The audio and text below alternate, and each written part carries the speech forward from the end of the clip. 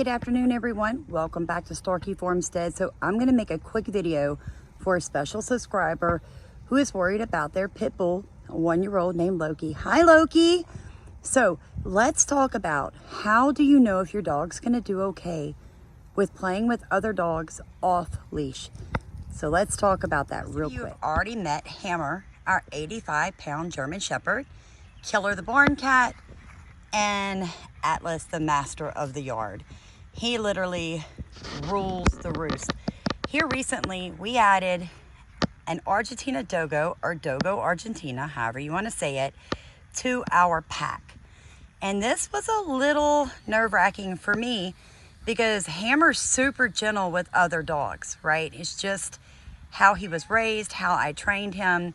He is not person or dog aggressive. Now here's the kicker. That does not mean that he will not protect this property, the livestock that he has been trained to guard, or myself at all times, because he absolutely will. But I didn't encourage growling and barking, and I'm not afraid of him. So therefore, when he meets new people, I'm not afraid of how he's going to respond, and he does an amazing job just being a big, gentle giant. Now, Atlas, on the hand, is a completely different dog. Sorry, he swallowed a feather. He is a wire-hair Dachshund and rat terrier mix. Full of energy. He's 8 years old. He doesn't really like new people, and he definitely does not like new dogs. But does that make him dog aggressive? Not at all. What it means is your dog's probably going to get nipped a few times, because Atlas is the only dog on my property that has ever actually had a dog fight. And it was with a 110-pound Mastiff. He's also fought a pit bull and a German Shepherd. So this little dog has a history of actually dog fighting. Yes, I mean fighting with blood and screaming, and it's horrendous, but he does have that personality of bite first and ask questions later. This is Samson, our Dogo Argentina. He is a power breed. No, he's not a pit bull. He has a bite force of 600 pounds per square inch, which is tremendous, guys. It literally will not only break a bone, it'll crush it, and he has the ability to dismember. So when you have a dog with this amount of strength that people like to claim are very dog aggressive breed, it takes time to acclimate when you have dogs like this. Now, Loki is a 1-year-old pit bull, and his owner's question is really just, how do I know if Loki's going to be dog aggressive when he's sharing the yard with some Boston Terriers? Here's my suggestion. You need to introduce all the dogs, but the way that you do that is to make sure that everyone is on a leash and a collar, that both owners are very comfortable, that they trust their dogs. Guys, when you have a dog on a leash, Hammer, come. Let me show him something. And that leash is attached, okay? When you get nervous or afraid and you pull, okay, you see what that did? It lifted Hammer's head, right? Now, if I'm nervous, Hammer feels it here through the leash going straight down to around his neck. Now, Hammer loves me. He loves me dearly, and he's not an aggressive dog. But the problem would be is if he felt that tugging on his collar, he would immediately feel the tension in the leash and the collar. He would smell the pheromone change of my body from completely at ease to nervousness and possibly fear. He doesn't realize that I would be afraid of how he's going to react. What he would think is there's something scaring my mom. Something around here is scaring my mom. And he would begin to look around for anything that he felt was a threat. Being a dog, the first thing that he's going to see as a threat is a human, or B, another dog. So now he's going to zero all that attention in on the dog, okay? Now there's your problem. So a non-reactive, friendly German Shepherd could become very reactive and fearful just like that. So how you're responding when you're holding your dog on the leash is how they're going to respond. They do not think like you, all right? So I'm just letting you guys see how they play, how rough they actually play. So the puppy is right now the smaller dog. He's in at 48 pounds, exactly 16 weeks old. Hammer is 85 pounds. Right now, Hammer can overpower him. Hammer can play rough with him. Hammer, come. So what I want to show you guys is they can be really rough when they're playing. They'll low growl, they'll wrap their mouths around each other's throats. They'll even chase each other, all right? But that is how dogs play, all right? Even when the cat plays with the dog, she'll bite them, she'll scratch them. That's how animals play. What you're looking for are telltale signs that it is now no longer play, all right?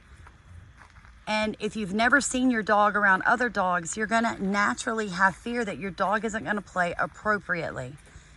So, number one, introduce the dogs in a calm, neutral setting where both owners have their dogs on leashes, where you can separate very easily. Make sure that you are holding your leash very, very loosely, okay? So you don't want any tension running down the leash to the collar, therefore making the dog become aware that you are afraid, which means that now they're going to protect you, especially with the Argentina Dogo, with the German Shepherd, with the Pit Bull, with the Rottweiler, with the Malinois. Those dogs don't need to be trained to protect. It is in their DNA. What you want to do is train them to be extremely friendly to every human that they meet, to every animal that they meet. And the day that you need them to protect you, I give you my word, they will not fail you. Dogs that fail to protect their owners are already afraid of people because their owners were afraid that they would hurt someone. They never allowed them to be around people. So they're very easy to manipulate. Like if you have a dog that's scared of humans, my big 230-pound husband can run at it screaming, and they may bark and growl, but they're going to take, tuck tail and turn. My dogs are very human friendly. I run a farm. I do tours on my farm. My dogs are free to be out during those tours. One, for my protection, but two, because it's their yard. And they show no aggression. But at any point, if any of those people grabbed me and hurt me or swung at me, I wouldn't have to be like attack to the German Shepherd. He just would out of nowhere grab a hold to you and do what he needs to do because he's not afraid of you. He's going to protect me because he's simply not afraid of humans. Now, when you let the dogs out to play, you do want to supervise. A lot of people give me flack about the fact that Samson is in a kennel during the day when I'm not out here. Samson is never allowed to play without me being in the yard. And probably for the majority of his life, that will kind of be the rule. And the reason I say that is because of the power of this dog. And two, I don't want him getting lost in the woods around me and ending up in the hands of wrong people who will turn him into a monster and not a beautiful, amazing creature that God created. So protecting your dogs is the most important thing. Just like you would not allow your children, or you should not allow your children outside to play for long periods of time without you there to supervise, it's the same way with your pit bull. Let him go outside, introduce him to the Boston Terriers. They're going to chase each other and play. That's what dogs do. They're going to play hard. They're going to run over each other. They're going to do some growling and snarling. It's okay. Your pit bull is going to be super excited. One, because now he's allowed to run and play off leash. And two, because he's got a friend. Dogs are pack animals. All right, so one dog by itself is a lonely dog. Now, I would make this suggestion to Loki's owner. Make sure that you take Loki and wear him out prior to the introduction to the Boston Terriers. And the first few times that you guys allow them to play off leash, make sure that Loki is good and tired before his play date. And what I mean is pit bulls have tremendous stamina, okay? They were created as guardian breeds, nanny breeds, and hunters. So they are long-winded, they have a lot of energy, and they're super loyal and smart. So wear him out. Take him to a dog park, take him on a good 3 or 4 mile hike in the woods, whatever you need to do to get Loki good and sleepy, and all that extra pent-up energy that a 1-year-old puppy has. Let him wear that, run it out of him. And then when he plays with the Boston Terriers, it won't be as energy filled, which basically a lot of people will tell you is your dog being aggressive. So you just need to put a few things into place to make Loki's play date successful. Okay, be there for a calm introduction. Wear him out with a lot of exercise before he meets his new play friends. And just stay to supervise. And understand, they're gonna play rough. They're dogs. It's okay.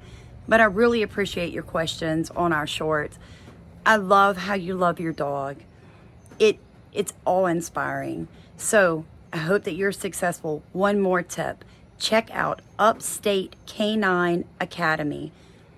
What that gentleman can teach you about your dog is how I learned to train my German Shepherd, my Dogo Argentina, and my little beast of a dog, Atlas. So just trust Loki.